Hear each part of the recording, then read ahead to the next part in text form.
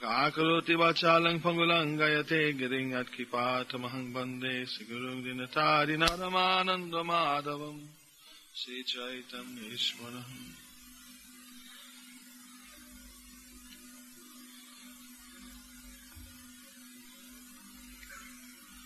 Asraddhadhana Purusha Dharmasyasya Parantapa Aprapya Mam Nivartante Mrityu Sangsara Vartmani.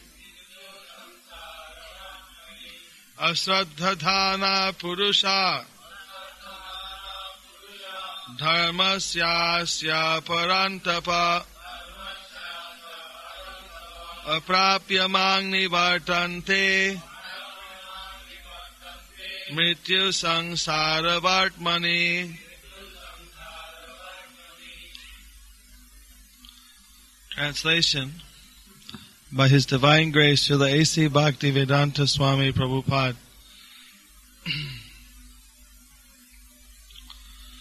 Those who are not faithful in this devotional service cannot attain me, O conqueror of enemies.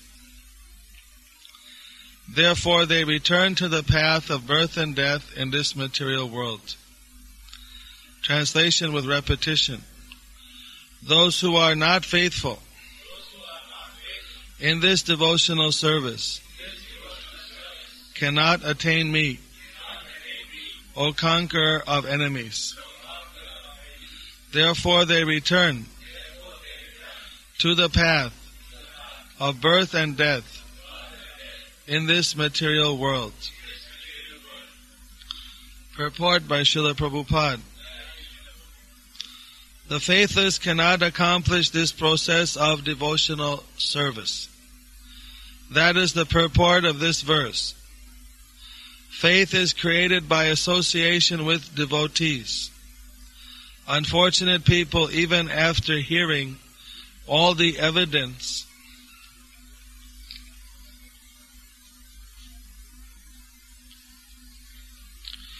of Vedic literature from great personalities, still have no faith in God.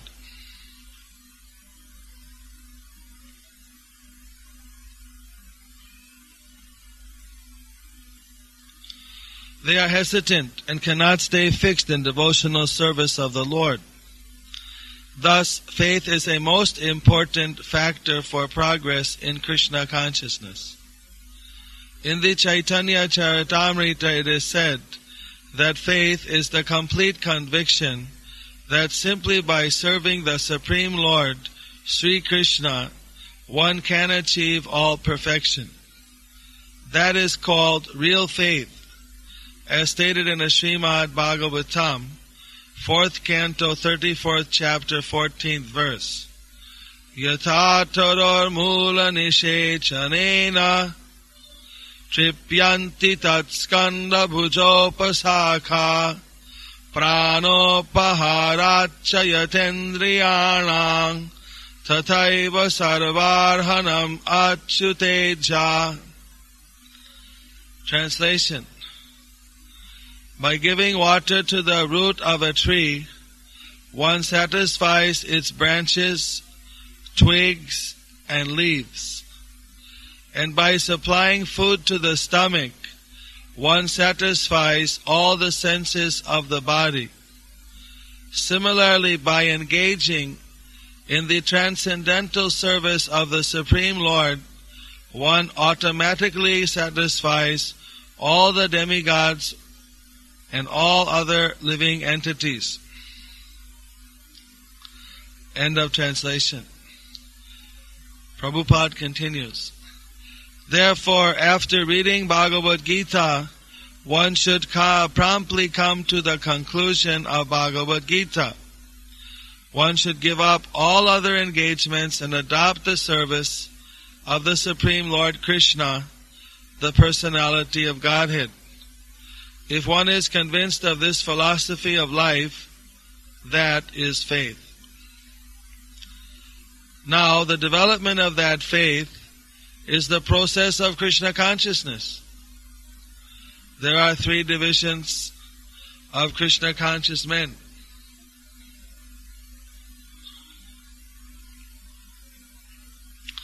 In the 3rd class are those who have no faith, even if they are officially engaged in devotional service. They cannot achieve the highest perfectional stage. Most probably they will slip after some time.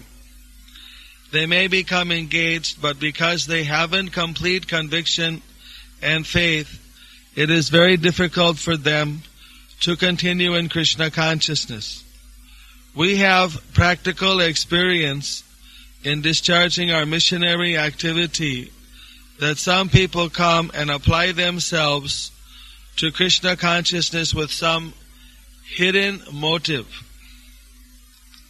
And as soon as they are economically a little well situated, they give up this process and take to their old ways again. It is only by faith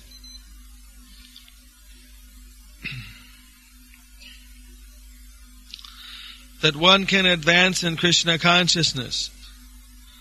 As far as the development of faith is concerned, one who is well versed in the literatures of devotional service and has attained the stage of firm faith is called a first-class person in Krishna consciousness. And in the 2nd class are those who are not very advanced in understanding the devotional scriptures, but who automatically have firm faith that Krishna Bhakti or service to Krishna is the best course, and so in good faith have taken it up. Thus they are superior to the 3rd class, who have neither perfect knowledge of the scriptures nor good faith, but by association and simplicity are trying to follow. The 3rd class person in Krishna consciousness may fall down, but when one is in the 2nd class, he does not fall down. And for the 1st class person in Krishna consciousness, there is no chance of falling down. One in the 1st class will surely make progress and achieve the result at the end. As far as this 3rd class person in Krishna consciousness is concerned, although he has faith in the conviction that devotional service to Krishna is very good, he has not yet gained adequate knowledge of Krishna through the scriptures like Srimad Bhagavatam and Bhagavat Gita. Sometimes these 3rd class persons in Krishna consciousness have some tendency toward karma yoga and jnana yoga, and sometimes they are disturbed, but as soon as the infection of karma yoga or jnana yoga is vanquished, they become 2nd class or 1st class persons in Krishna consciousness. Faith in Krishna is also divided into 3 stages and described in Srimad Bhagavatam. 1st class attachment, 2nd class attachment, and 3rd class attachment are also explained in the Srimad Bhagavatam in the 11th canto. Those who have no faith, even after hearing about Krishna and the excellence of devotional service, who think it is simply eulogy, find the path very difficult, even if they are supposedly engaged in devotional service. For them there is very little hope of gaining perfection. Thus faith is very important in the discharge of devotional service. Thus end the Bhaktivedanta Swami translation and purport to text 3, chapter 9 of the Bhagavad Gita as it is. In the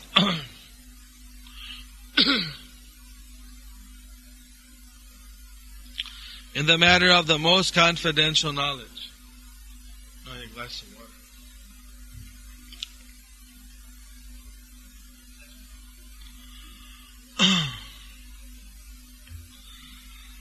water. Spoken today, the 3rd of January 1992 in Oman, in our 505th year of our Lord Chaitanya Mahaprabhu.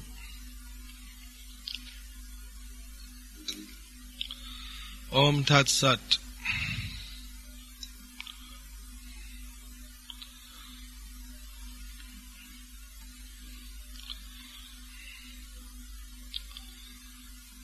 Hare Krishna. So today's verse is a bit heavy. I didn't choose it. It's the one I was asked to speak on. But the truth is the truth. We had to see the truth as it is. If we have faith in Krishna, if we have faith in His devotional service, then we can be assured to achieve success. If we don't have faith, then it's very difficult to practice the process of devotional service. So an elaborate explanation has been given about different degrees of faith. First, second, and third class. In the Srimad Bhagavatam, 11th canto, these descriptions have also been given. So Srila Prabhupada has expressed it in very simple terms. That there's a question of faith and a question of knowledge. So the first class devotee has got both faith and knowledge. Second class has faith but only a little knowledge. And the third class has little faith and little knowledge.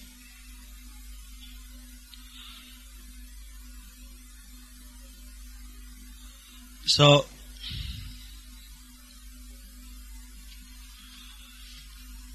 you can note that someone with knowledge and no faith has been omitted. Because if that was a sin, it doesn't matter. If you have knowledge but don't believe in it. That we have many Pandits who know what the Vedas say, but they don't believe it. So they can't be counted amongst the devotees. So faith is a very basic ingredient, or the basic ingredient. And when we talk about faith in the modern day and age, to some degree it's almost like a dirty word. Because we've heard so many people tell us you have to believe, you have to have faith. And the modern idea is we shouldn't blindly believe in anything. Science has imbibed that in the educated people, that we shouldn't believe in something unless it's proven. This, of course, is also very popular all over the Western world. You might be surprised, or at least interested to know, that in some respects this is why Krishna consciousness has been so successful all over the world. Is because, in comparison to other alternatives, the Vedic knowledge is very systematic, very logical.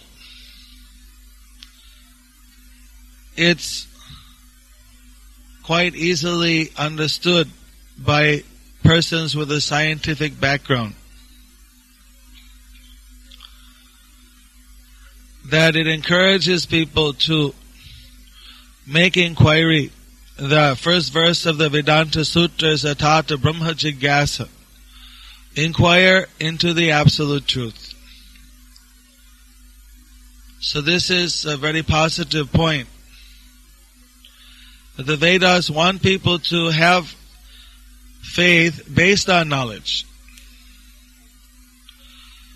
The whole Vedas were written with so much detail so that all of you could study the Vedas, and gaining this knowledge you would have a clear picture of what is life, who are you, What is this world? Where has it come from?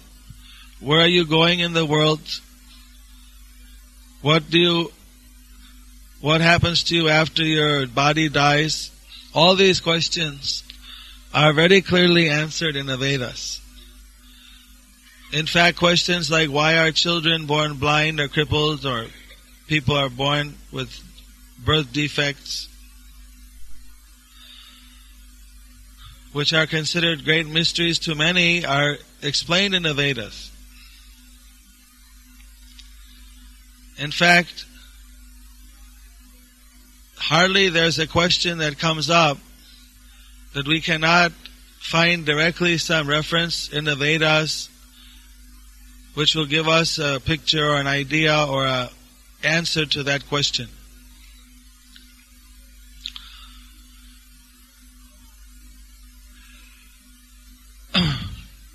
So how does one, although all the knowledge is there, how does one get faith in the knowledge? Just like in a science class, they say they do experiments in the laboratory. For instance, water is H2O, hydrogen 2 parts, oxygen 1 part.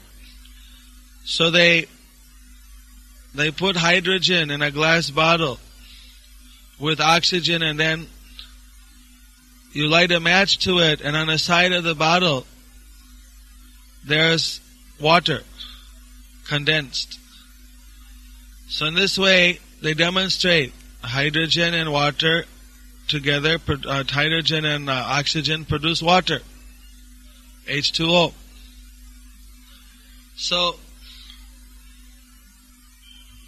you might be interested to know that in the Srimad Bhagavatam, when it describes the creation of the world in the 2nd canto, it describes that in the beginning things began from the subtle state and gradually became in more and more gross states. That means it went from the spiritual to the ego, from the ego to the intelligence, to the mind. Then it went into the ether. Then it went into the gas state. So there it mentions that gases combined with electrical energy produce water. Simple thing. You could easily read through that verse and go on to the next one, which describes how water becomes solid. But then if you remember back to your science experiment, or the one I just explained, the gases of hydrogen and oxygen together, combined with fire, produce water. But that's how the Bhagavatam says this material world was created. That's one of the steps. Gas and fire produce liquid, produce water. So when scientific-minded people read these verses of the Srimad Bhagavatam, written 5,000 years ago, they can see that, well, these are definitely not simply sentimental words. These are not dogmatic points. These are very practical, observable realities which we can even see today. And this is the most clear explanation with such detail how the world evolved or how it was created. There's a kind of evolution, but the evolution was started by Krishna. And that evolution goes according to a very strict plan. And at every point, the will of Krishna or Vishnu is there to make the things happen. Otherwise it doesn't happen. It's not just an accident that these different steps happen. Someone has to push the button to make the spark go, so to speak. And that's Krishna, or that's Vishnu, his expansion.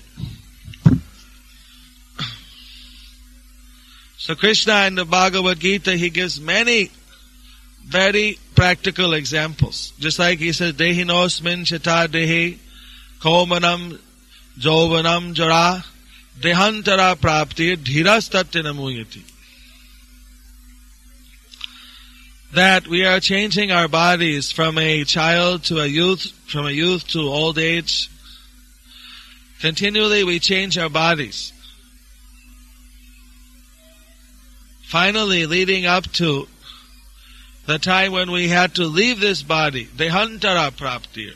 We had to leave the body, but after leaving this body, we get a new body. So Krishna is saying, what is the difficulty to understand? You've already been changing your body so many times. The little child body is not the same as a youth's body, as the old person's body. There's a difference in the bodies. Modern science says every 7 years the body changes. Well, some scientists say 7, some say 12 years. In any case, one of the two. The Vedas say 12 years. So we change our bodies every 12 years. All the cells in the body are changed. But how we remain the same person? How we can identify that I'm the same person? Same memory, even though the body changed. So Krishna uses this example. Similarly, your mind, your intelligence, your ego will go even after this body is finished. It will continue to exist. You, the spirit soul, will go on existing. You'll take a new birth and change and enter into a new life, a new janma. So what is the difficulty in understanding?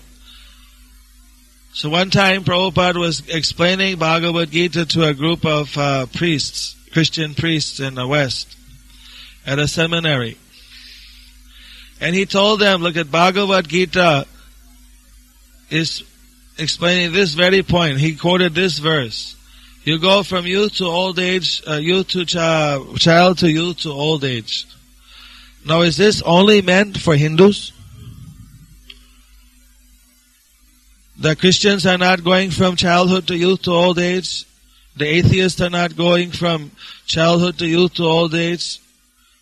So Krishna was not speaking this verse only for one community, or he was speaking for everyone, all human beings. This is the science of the life.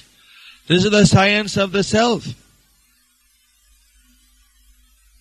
So you should all read the Bhagavad Gita, he told them, because this is a universal book which tells us about life.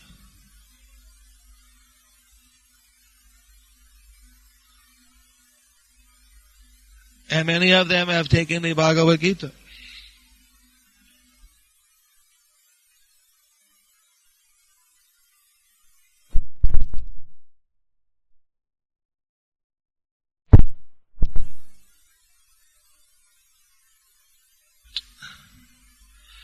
Many German scholars, many Russian scholars, many American scholars, they are studying these Vedas now, especially the Gita and Bhagavatam, with great interest. But it's a very unfortunate thing that many of our intellectual, educated Indians, where these books are actually a national heritage, they have not gone deeply into them. Some have and many haven't. So we are trying to encourage people to actually go into the subject matter very deeply.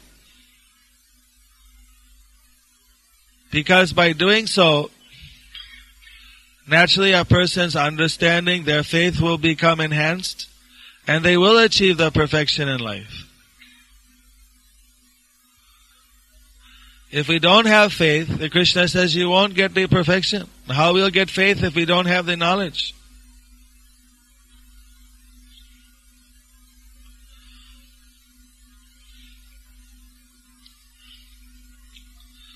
But this knowledge itself is very dry. So this path of Bhakti Yoga is not only knowledge, but it's also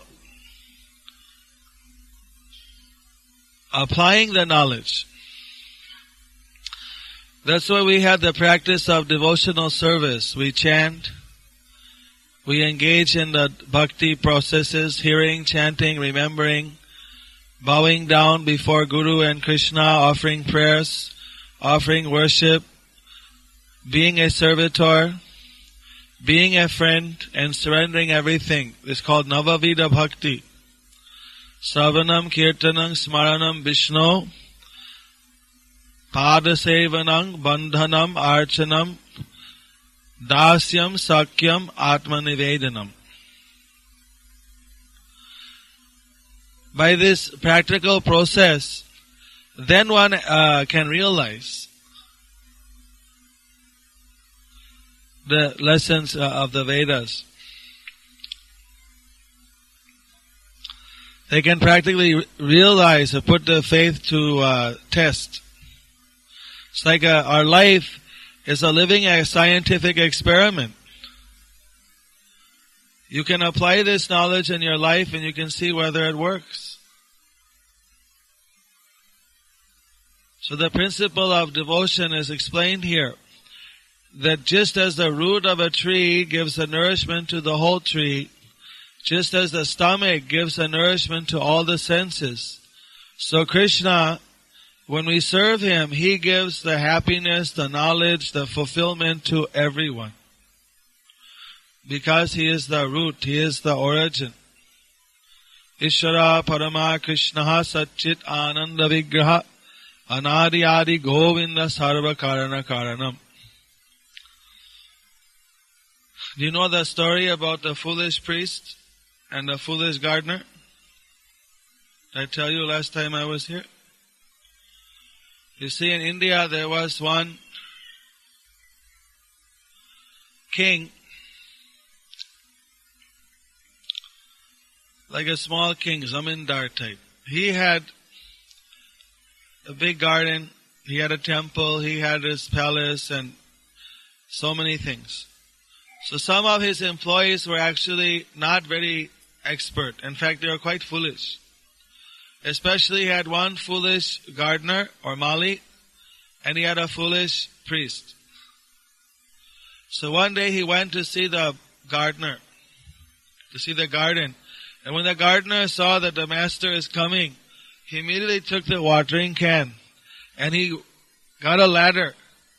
And he climbed up on the ladder and he started to water all the leaves of a tree. And all the flowers and all the fruits. And that Lord looked at him and said, "What are you doing?"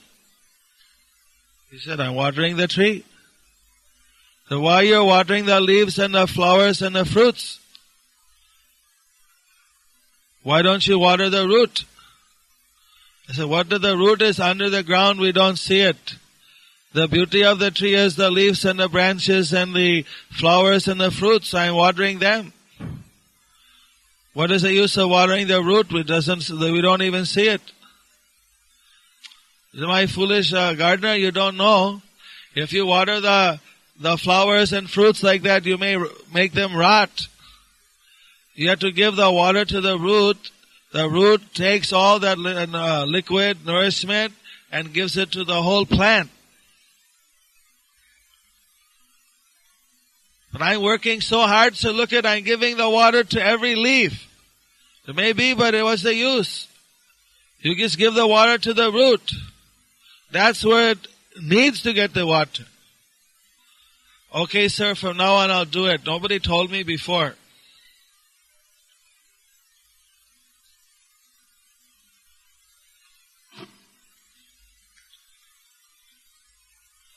Then the landlord, he went to his temple. And there in the temple, he found that the priest, he couldn't find the priest actually. He went and he found the priest was sitting in a small room on the side. There the priest had all the Mahaprasadam in front of him in big plates. And he was sitting on an asana. And all over his arms he had dal and rice rubbed on his arms. And he's watching the priest. Priest is taking some sweet rice. And he's taking sweet rice and he's chants this mantra. Om Paramanhaya Nasikhaya Bhyam. And then he shoved it up his nose. Oh, my goodness, what's he doing? Then he took some of the sabji, some of the dal, and taking the dal, then he proceeded to put the dal in his ear, saying the mantra, Om Dhalaya Karnaya Bhum. So what's going on? He's putting dal in his ears. Then finally he took the chutney in his hand, and then he put the chutney in his eyes, saying the mantra, Om Chatnaya Lochanaya Bhyom. Oh! Stop it, the landlord. What are you doing? You're going to kill yourself. What are you doing? He couldn't see, he had to wipe his eyes. Oh, my Lord, yes, sir. What are you doing? Why don't you eat the food? What are you doing shoving it up your nose and your ears and your eyes? Sir, every day I'm eating the food in my mouth. But the stomach doesn't do anything. It just sits there. But my senses are doing all the work. My eyes, my ears, my nose. Why not let them enjoy? Let them enjoy the food. Let the eyes enjoy the chutney. And the ear enjoy the dal. And the nose enjoy the sweet rice. So you foolish priest, you're going to kill yourself this way. Your eye cannot digest chutney.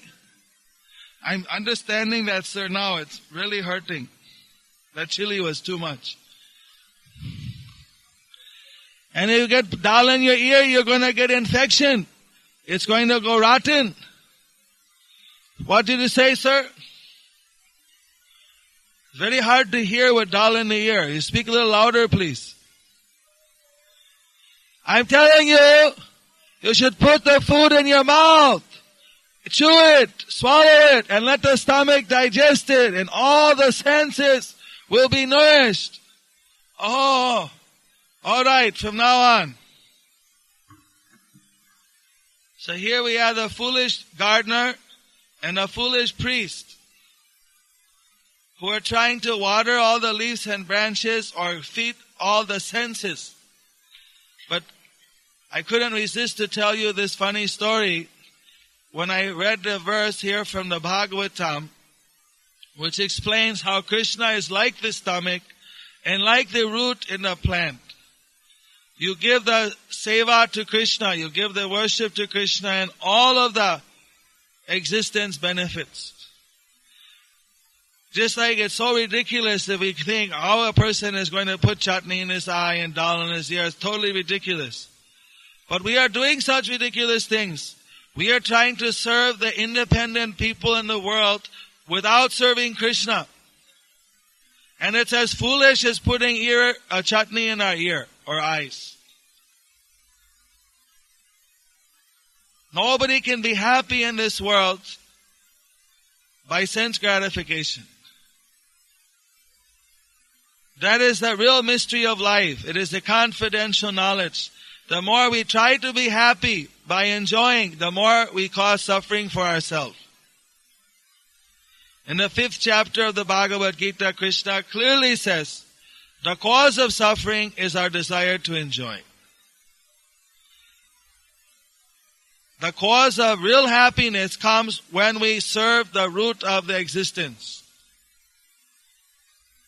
Although it may not appear obvious, it's not obvious. But it is the actual secret of life. We are parts of God.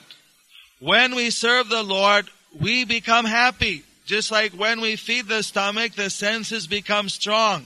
When you put water on the root of the whole plant becomes strong. Because we are part of Krishna. When we serve Krishna, when we do our daily duties with the eye to pleasing Krishna, then we become happy. And even though we want to be happy and we try to make ourselves happy, even though we get more money or more possessions, more VCR, better car, still we're not happy. Why is that? Not fully satisfied. Because we are not this material nature. We are not this body. So it's like a fish out of water. Say you have a fish. Oman is a famous place for fishing for millions or thousands of years. It's on the sea. So many fishes have been caught here. Now when a fish is taken out of the water, say if you give him a nice bed, put a little fan on him, give an AC, let him watch the TV, CNN or British BBC World News, anything you give, all facility, will that fish be happy? The fish wants to put me back in the water. So when we say fish out of water, we are spiritual by nature. Aham Brahmasmi. All the Vedas say, all the scriptures that write that living entities are spirits. We are spiritual. We are of the same nature as Krishna. Krishna is the Param Purusha. He is Supreme Spirit. And we are Jivatma. We are the minute spirit. But we are part of Krishna. Krishna in the Gita, he explains. Mamai vangsa jiva loke jiva bhuta sanatano. My angsa, mamai angsa. Angsa means part. My part and parcel are the jiva atmas. They are sanatana. Sanatana means eternal. No beginning, no end. One devotee came to see one of our life members. Actually, he was not a life member. He was one member from Parliament in South Africa just a few days ago. He said that everything in this world has a beginning and an end. We see that. So what is the beginning of God? How did God begin? How did Bhagavan begin? So this is the whole teaching of the Vedas, that Krishna has no beginning. He has no end. He always existed. This material world is coming as a byproduct of the spiritual world. Temporarily it's created, maintained, and then destroyed again. Bhutva, bhutva, praliyate. Again it's coming and going, coming and going. But the spiritual existence is always existing. Because this is temporarily coming and then going, therefore this world has a beginning and an end. And everything in this world has a beginning and an end. But in the spiritual reality, there's no beginning, there's no end. So Krishna has no beginning, no end. We are part of Krishna. We have no beginning, we have no end. But now somehow or another we've fallen into this material world. And therefore we're bound up by the laws of karma. And according to how we act, we have to take the reaction. So, the animals, they think they're the body. The cat thinks he's a cat, the dog thinks he's a dog. If you tell a cat and dog you're not a cat, they'll not believe you. Isn't it? So what's the difference then between human being? Human being is thinking that he's a body. I'm Indian, I'm American, I'm Chinese, I'm Russian, I'm European. The human being has enough intelligence to see, I'm not this body. I am the soul, the living force in the body.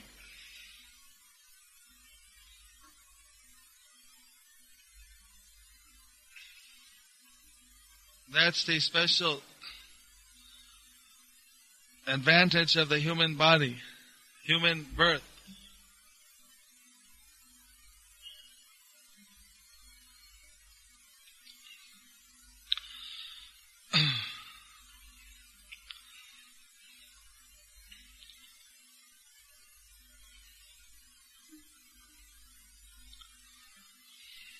So Chaitanya Mahaprabhu, he told his followers, I want you to make free every man, every woman, every child, every old person from the suffering of birth, death, old age, disease, from the suffering of this material world. I want you to make everybody happy. This was his instruction. Make everybody happy.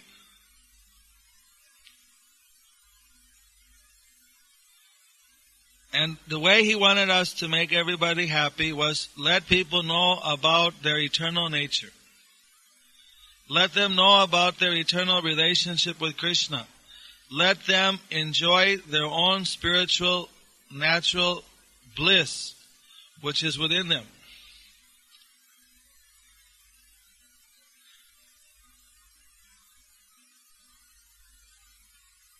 If you say, okay, make everybody happy, that's a very hard thing to do. Say you want to make everybody happy, and you had unlimited money, so you started to give people money, but then one person, well, he gave me 10,000, what do you call the money here, reals? But the other guy, I should get 50,000. It's not enough. Even if you give people millions and billions, still they'll say it's not enough. So how do you make everybody happy materially?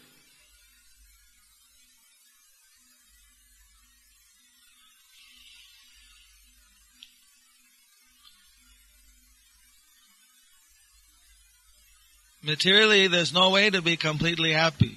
Because even if you get everything you want, then you have to worry someone will come and steal it from you. Or it'll get stolen or destroyed. So you'll be in fear that I'll lose what I have. And eventually you'll lose it anyway. Because everything in the material world is temporary. So there's desiring, there's fearing, and there's lamenting. Kam, bhoy, and sok.